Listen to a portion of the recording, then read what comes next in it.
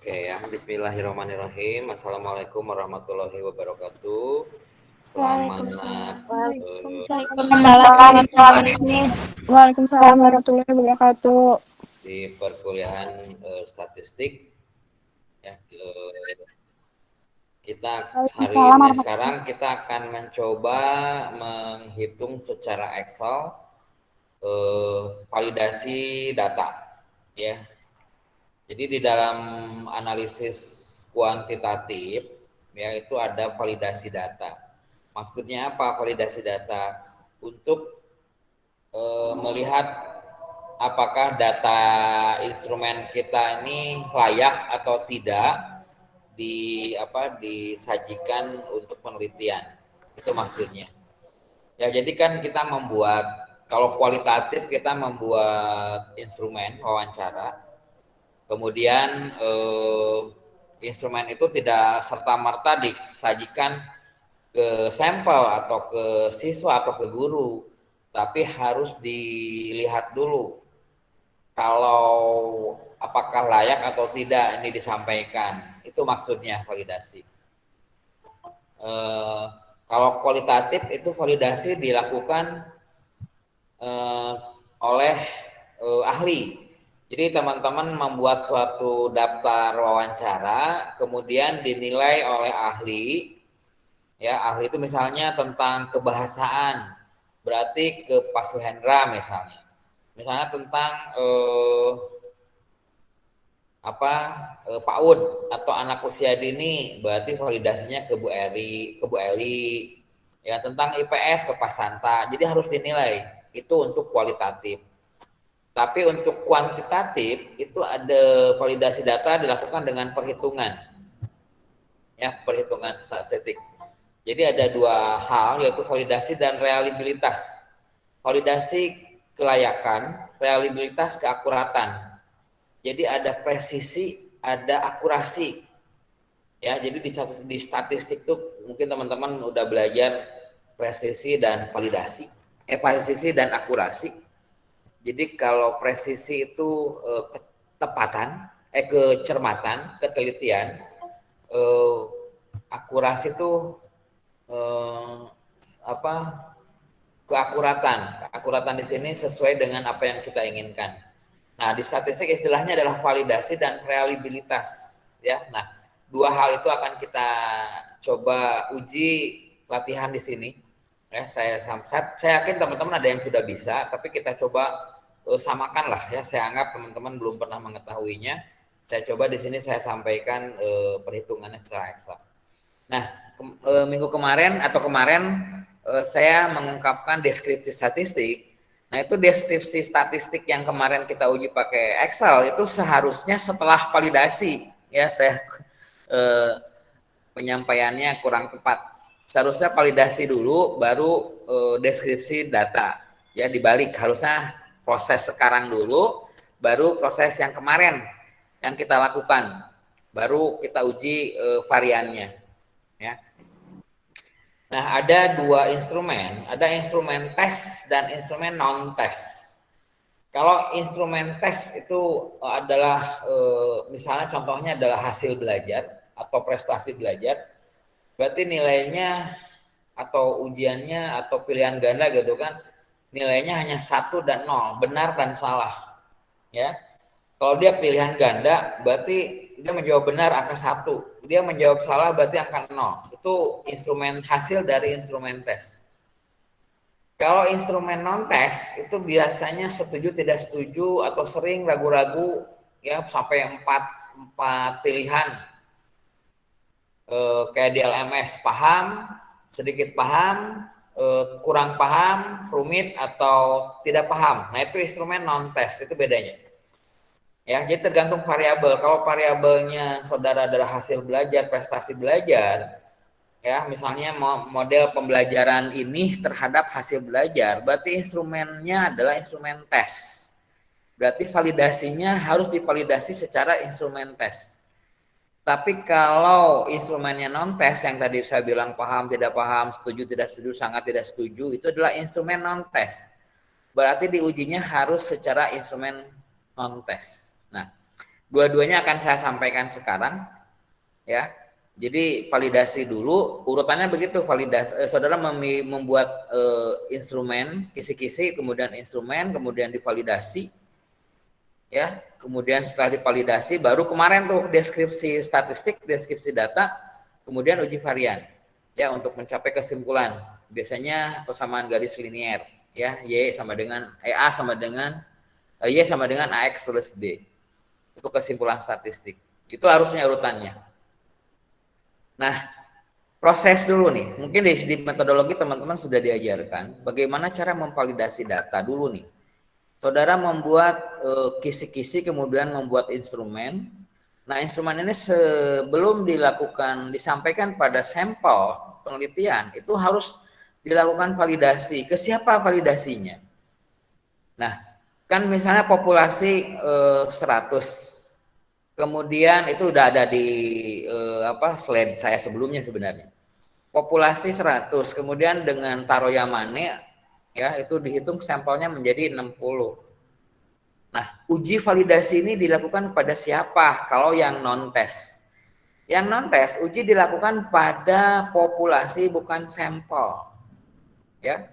Jadi tadi misalnya populasinya 100, sampelnya 60, berarti uji validasi disampaikan atau dilakukan pada teman-teman yang bukan sampel, yang 40 orang tadi, ya, 100 kurang 60. Jadi pas teman-teman sudah menentukan sampel, diciriin orangnya, ya, diciriin orangnya, berarti ini sampel, ini bukan sampel, tapi dalam satu populasi, ya. Teman-teman bisa melihat lagi slide saya sebelumnya dan populasi sampel. Kemudian ujilah validasi ini pada populasi bukan sampel. Setelah dari 40 soal atau 30 soal berkurang, yang valid dan tidak valid, yang diambil yang validnya. Yang validnya ini yang disampaikan pada sampel, itulah penelitian. Tapi kalau yang tes, beda lagi, tadi yang non-tes. Kalau yang tes itu adalah dilakukan pada siswa atau guru yang telah mempelajari ilmu itu. Misalnya, pengaruh model pembelajaran, kalau dulu tuh ada snowball, terhadap hasil belajar siswa tentang IPA misalnya, IPA-nya IPA listrik. Nah, teman-teman membuat instrumen tesnya itu divalidasi atau dilakukan validasinya kepada, kalau sampelnya kelas 4, dilakukan pada kelas 5. Kenapa? Karena kelas 5 sudah mempelajari pelajaran itu, ya. Jangan dilakukan pada kelas 4. Kenapa? Karena sama-sama belum belajar tentang itu. Itu untuk yang tes. Bedanya non-tes dan tes, ya. Baru setelah divalidasi dapat hasil yang valid dan non valid, yang non validnya dibuang, yang validnya diambil. Nah, yang valid inilah disampaikan pada yang kelas 4 tadi. Itu bedanya instrumen tes dan non tes. Itu seharusnya ada di metodologi penelitian, ya. Jadi jangan lupa. Ya, jangan lupa nih, misalnya saudara teman-teman tugas akhirnya nanti semester 7, sekarang baru semester 5, 2 semester lagi, ya. Jadi nanti kalau rekamannya bisa di-download, ya, disimpan, nanti dibuka lagi pas penelitian, boleh, ya.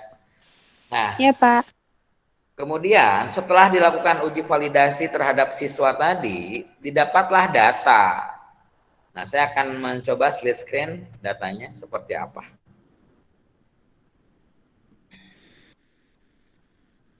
Yang pertama saya sampaikan data yang non-tes dulu.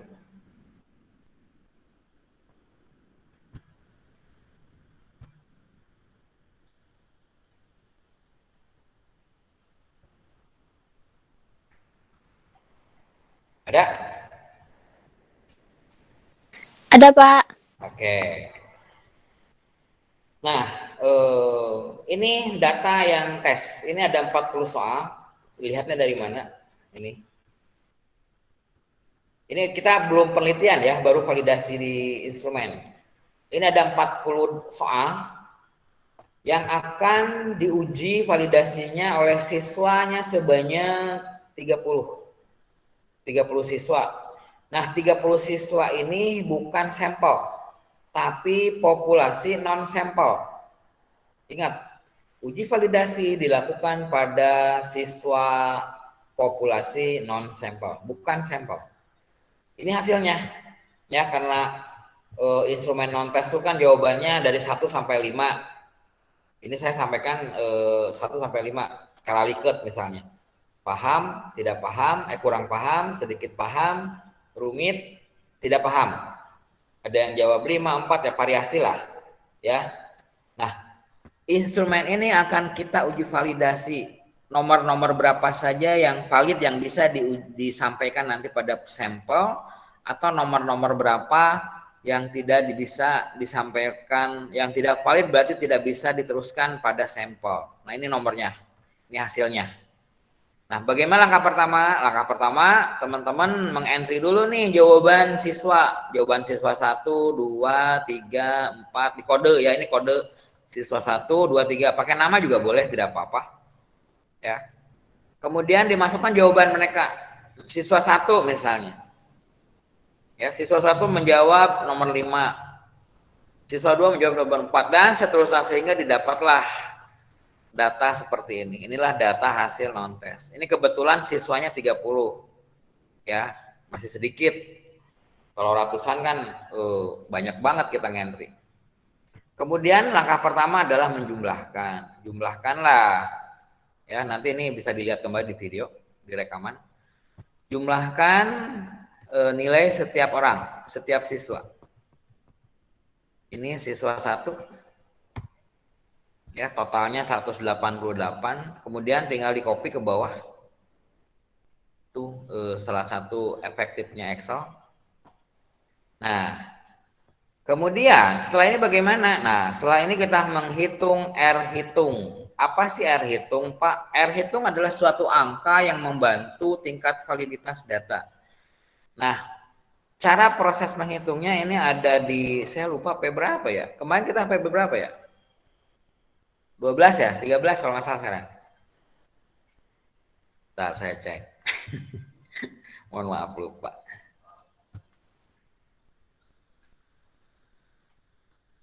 P13 ya, 13, 14 non tes dan tes.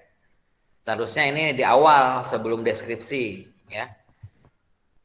Ini modulnya ada di P13 dan P14 ya, saya sediakan modulnya. Nah, langkah pertama teman-teman menghitung R hitung. Apa itu R hitung? Ya. R hitung adalah sebuah angka yang bisa digunakan untuk menguji hasil validitas pada instrumen penelitian. Ya. Nah, bagaimana cara ngitungnya R hitung? Nah, di modul ada ya, di modul ada rumusnya. Bentar.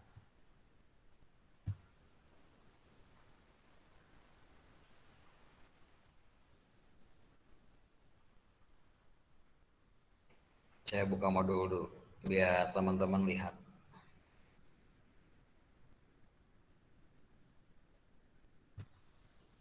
Ada R hitung, ada R tabel, ada status. Hanya itu yang dibutuhkan untuk validasi.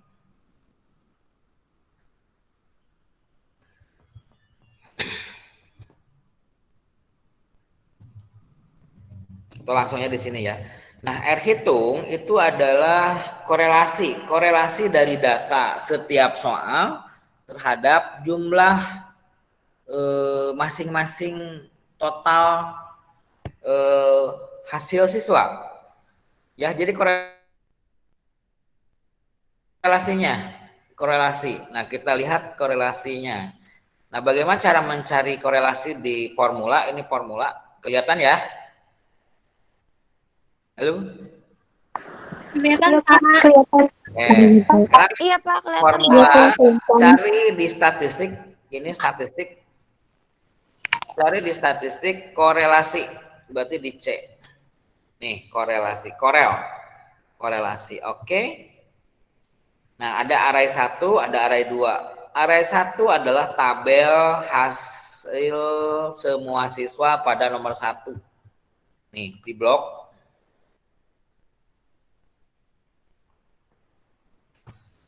Kemudian array 2 itu adalah total hasil semua siswa.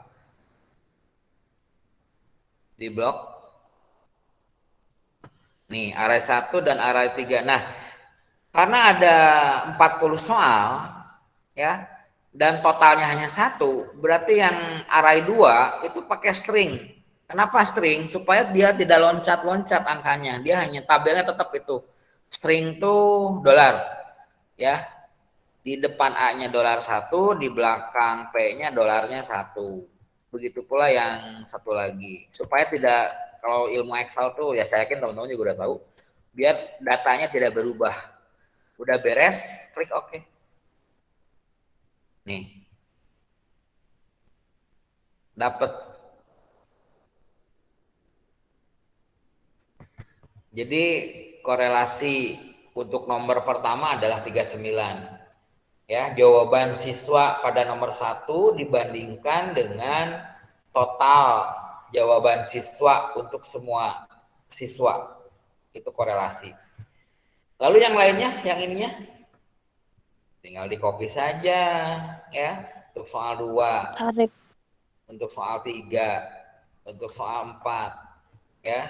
Di copy saja ke sebelah. Tuh, dapat.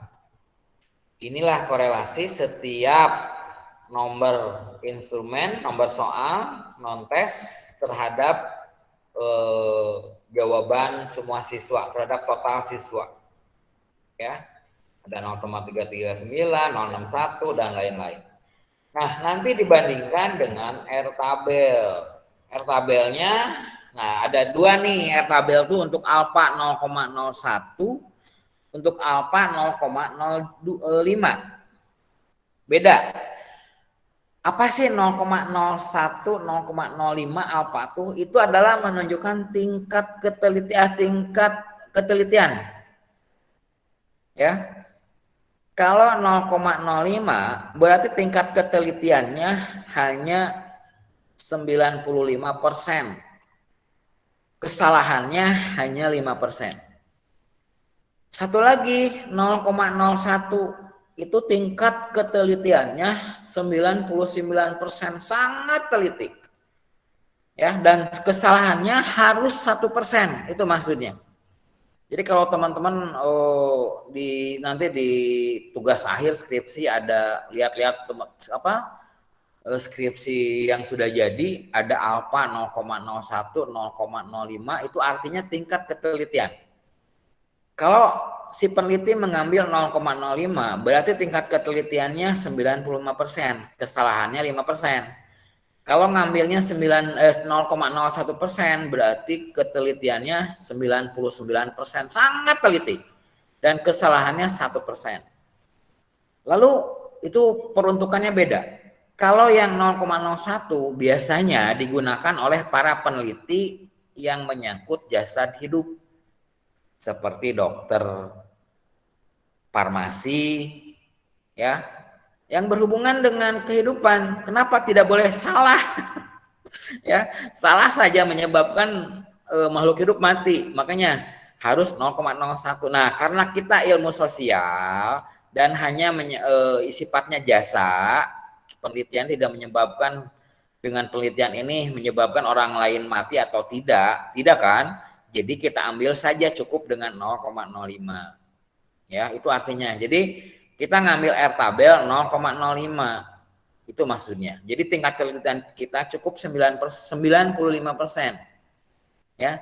Nah, R tabel ini sebenarnya ada di tabel-tabel di mana, di buku-buku literasi, ya. Tapi kita ambil gampang dengan Excel, kita bisa mencari R tabel. R tabel untuk uji validasi 0,5 itu ada rumusnya. Ya, saya coba tampilkan rumusnya. Ya, saya copy ke Excel aja biar terlihat. Kalau bolak-balik ke mana? Bolak-balik ke Word nanti lama. Saya copy paste di sini saja.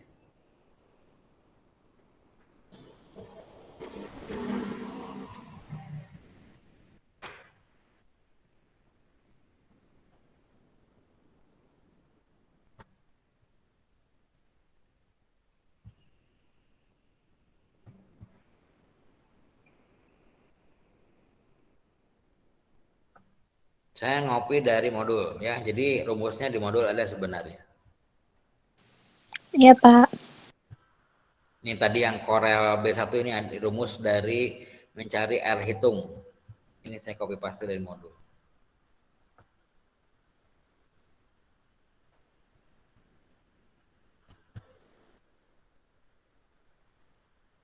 Nah, R tabel bisa dicari oleh Excel ya. Tin V kita ngambil 0,05 ya karena kita 95% ketelitiannya. Jadi di sini 0,05.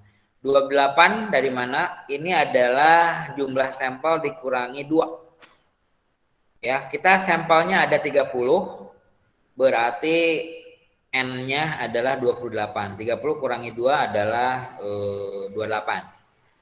Per SQRT dikalikan 28 plus TIN V 0,5 dengan sampel variannya 28 ya, pangkatkan 2. Itu rumusnya. Tinggal dimasukkan ke Excel. Ya, saya coba masukkan ke Excel.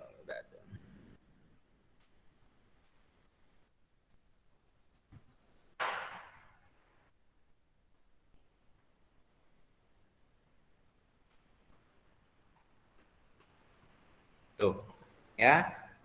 TIN P 0,05 karena 30 sampel saya dikurangi 2, 28, 0,05. Jadi kalau sampelnya 100 berarti 98, sampelnya 50, 48. Ya, jadi tergantung sampel. Bukan sampel. Yang melakukan proses validasi. Ya, bukan sampel. Saya salah ngomong. Ini kan populasi non sampel. Yang melakukan proses validasi ada 30 siswa, dikurangi 2 berarti 28. Ya, SQRT dibagi 2 dikali 28, TIN V, ini rumusnya. Ya, udah dimasukkan. Ini tidak ada sel, tinggal di enter. Hasilnya 0,36. Ini teman-teman dibandingkan dengan R tabel di buku sama. Ya, tingkat ketelitian 0,05 atau alfa 0,05 dengan populasinya dengan siswa yang melakukan proses validasi adalah 30 orang, hasilnya 36.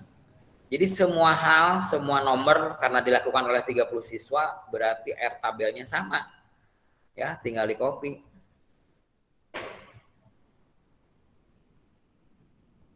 Tuh, 0,36 sama. Nah, sudah selesai. R hitung dapat, R tabel dapat. Yang statusnya sekarang adalah validasi. Nah, untuk proses validasi ini ada ketentuan. Ketentuannya apa? Bila R hitung lebih besar dibandingkan R tabel, status soalnya, status instrumennya adalah valid. R tabelnya adalah 36, R hitungnya adalah 39. Ini valid tidak? Valid, Pak. Valid, Pak. Ya, betul ya. Karena banyak kita pakai rumus ya, kita pakai rumus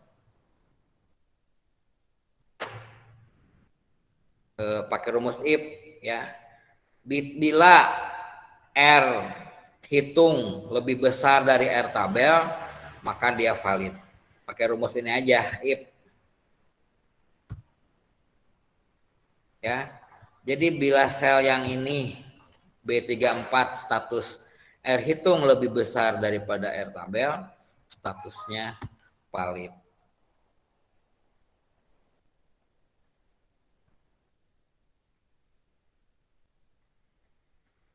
Ya. Tuh.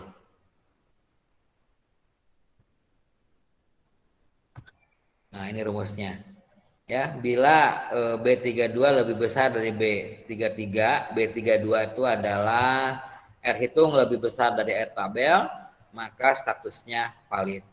Kalau tidak terjadi ini, statusnya tidak valid. Oke.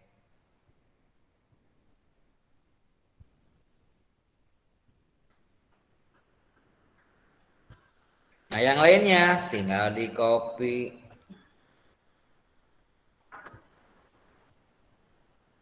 Cara mengcopy banyak cara ya. Ini cara saya. Teman-teman bisa yang lainnya. Nah, Ini terlihat ya, soal 1 sampai soal 11 itu valid. Soal 12 tidak valid. Kenapa? Karena R tabel, R hitung lebih kecil daripada R tabel. Begitu pula soal 15 ya. Instrumen nomor 13 tidak valid. Nah, berarti yang saudara ambil adalah soal-soal yang valid, yang tidak valid dikeluarkan, dibuang dari instrumen saudara. Kenapa? Karena tidak valid, tidak layak untuk disampaikan pada sampel. Udah beres nih validasi, ya. Udah beres gitu, udah susun ulang berarti soalnya. Yang tidak valid dikeluarkan, ya. Yang valid naik ke atas, yang tadinya 40 berkurang 2 berarti 38. Nah, 38 inilah yang akan teman-teman, 38 soal inilah, instrumen inilah yang akan teman-teman sampaikan pada sampel. Kalau ini populasi bukan sampel. Kalau yang 38 adalah sampel. Udah beres validasi untuk instrumen yang non-tes. Ada yang ditanyakan? Ya, nanti bisa dilihat lagi di rekaman. Apa Baik, Pak. Alhamdulillah, Pak, paham. Halo, ada lagi yang mau ditanyakan? Widya mau bertanya? Tidak, Oke, Pak. kalau tidak ada saya lanjut ya. Nah, ini Ya, adalah Pak. cara pertama untuk mencari validasi. Cara pertama, emang ada cara yang lain Pak? Ada banyak sebenarnya cara yang saya sampaikan. Yang pertama yang paling mudah lah, ya. Nah, ini cara yang pertama. Cara kedua ada. Saya sampaikan 2 cara ya. Sebenarnya banyak cara. Yaitu analisis validasi toolpack namanya. Ya, di ini ada di mana, di modul ada. Saya coba screenshot. Saya coba paste di Excel. Nanti teman-teman pelajari di situ. Nih, validasi non-test dengan analisis toolpack. Nah, toolpack ini pakai yang kemarin, cara kemarin. Apa itu? Yang pakai data, kemudian data analisis. Ya, ini nggak pakai kopi-kopi. Kalau tadi banyak kopi-kopi dan banyak menghitung. Kalau ini tidak. Nah, ya. Data yang tadi yang sama. Ini kita pakai toolpack. Datanya sama. Hasil data instrumen. Yang pertama sama. Kita totalkan datanya pakai sum. Ya, auto sum.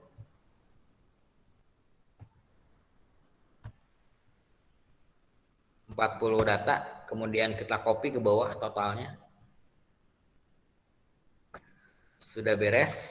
Nah, kemudian kita akan memvalidasi soalnya, memvalidasi hasil validasi pakai klik data analisis, muncul nih korelasi, klik korelasi, oke. Ya. Kemudian di blok dari nomor 1, ya, bukan dari bawah, bukan, tapi dari nomor instrumennya di blok semuanya sampai nomor 40 ke bawah. Beres kolom, ya, kolom. Kemudian label input now, kenapa? Karena 1, 2, 3-nya akan kita ambil. Kemudian kita simpan di beda worksheet, di beda sheet. Ya, oke. Tuh. Tadi ini datanya, dia hasilnya langsung di sheet yang lain. Udah beres nih. Ya. Mana R hitungnya? Oh, R hitungnya tadi belum ke blok berarti. diulangi. Ya. Jadi klik data analisis, korelasi. Nah, bloknya dari 1 sampai total maksud saya, ya, sampai total. Karena akan kita bandingkan. Oke, kolom label increase row, new worksheet, oke. Ya. Nah, di bawah ada total ini. Inilah R hitung. Nih. Yang saya biruin adalah R hitung. R hitung. Ya R hitung bener. R hitung. R tabelnya mana? R tabelnya ngopi aja dari yang tadi. Ini R tabel ya 0,36. Kenapa? Karena kan soalnya sama, orangnya juga sama. 36.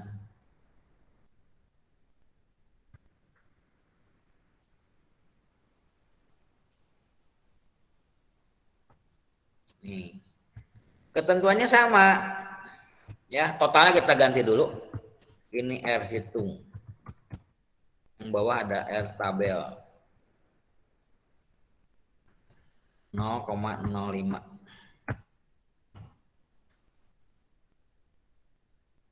Status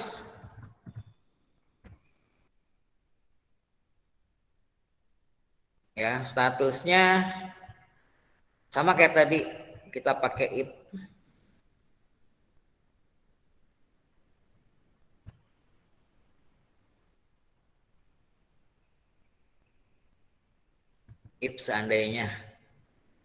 seandainya R hitung lebih besar daripada R tabel, maka dia valid.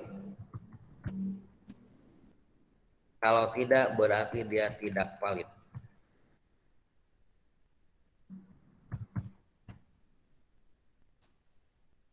Benar, oke. Nah, berarti yang soal nomor 1 valid. Copy saja.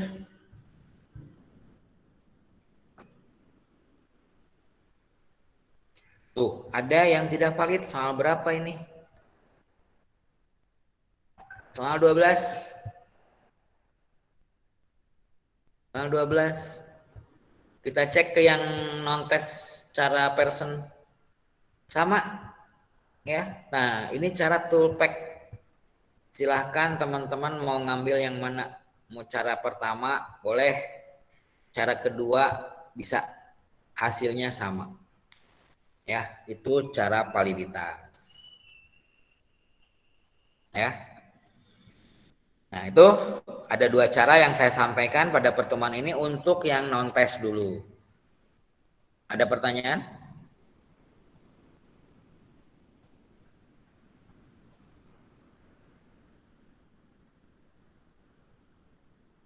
Halo teman-teman, ada pertanyaan? Alhamdulillah Pak, paham. Oke ya, Sri Wahyuni saja yang menjawab. Oke, setelah divalidasi ya, tadi misalnya, tadi kan ada 40 soal.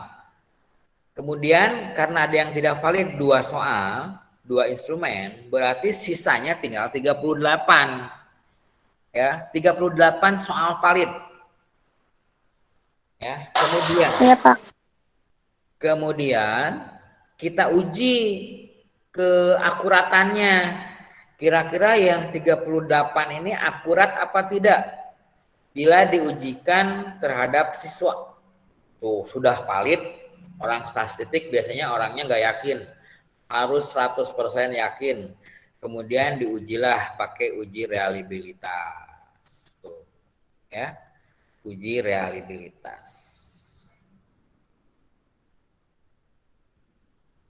Ya, ini udah ada datanya. Ntar saya hapus dulu ya.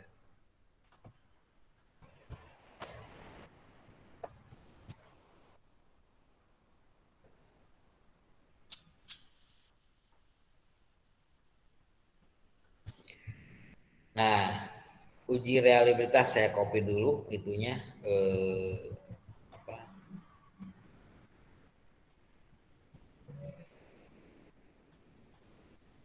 Definisinya. Di sini pakai alpha Cronbach.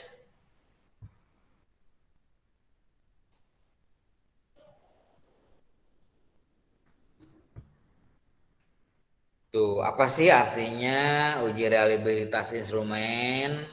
Itu adalah reliabilitas itu jadi alat ukur instrumen yang dikategorikan layak atau tingkat keakuratannya tinggi, tepat. Ya. Jadi sudah divalidasi, yang tidak valid dikeluarkan, diuji lagi. Data ini tepat nggak sih, tepat sasaran atau nggak sih, diuji lagi. Pada siapa? Ya pada sampel. Ya pada populasi non sampel 2 kali. Tinggal diuji. Yang tadi tidak usah dilakukan uji validasi lagi, tinggal diuji data saja. Ya. Nah, eh, tadi yang layak ya ada 38, yang valid 38. Kak tuh soal yang valid. Nah, varian total ya. Varian total itu dilihat pakai rumus varian. Klik varian ya, pada total. Total itu total jumlah nih, jumlah. Diklik, di enter ya. Dapat datanya 128. Kalau varian butir itu pada setiap butir. Ini varian butir. Ini ada 38 butir, berarti ada 38 varian butir. Ya.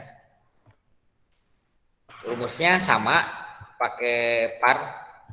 Kalau tadi yang di blok adalah totalnya, kalau sekarang karena varian butir, butirnya saja. Ya. Ininya saja. Yang kedua, ya, misalnya klik varian, adanya di statistik, ya, di par.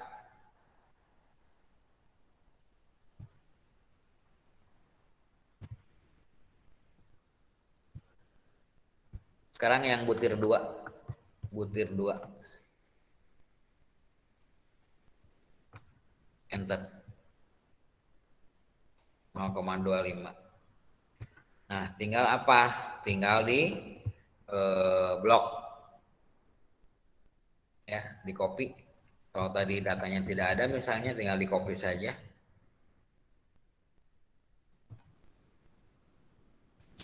Sampai nomor instrumen 38. Ya.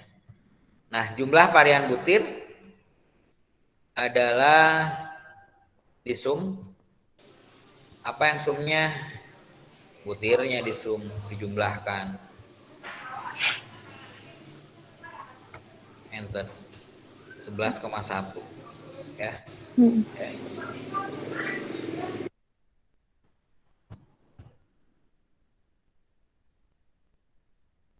Ya, 11,1. Nah, koefisien alfa. Nah, ini ada rumusnya. Ya, bagaimana cara mencari koefisien alfa? Nah, kita harus tahu dulu statusnya, reliabilitas. Apa syaratnya, apa ketentuannya bahwa soal yang hasil yang valid ini adalah reliabilitas. Itu ketentuannya, kata si Cronbach itu adalah bahwa koefisien alfanya harus lebih dari 0,7. Kalau koefisien alfanya lebih dari 0,7, berarti data ini adalah akurat. Instrumen ini adalah akurat, bisa dilanjutkan ke penelitian. Itu. Ya. Nah, bagaimana cara ngitungnya? Nah, si Cronbach menghitung secara statistik, ada rumusnya. Saya tampilkan rumusnya. Saya copy dari modul. Saya paste di Excel.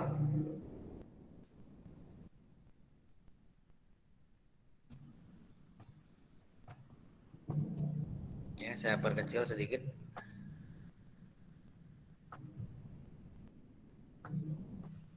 Saya coba isolasi.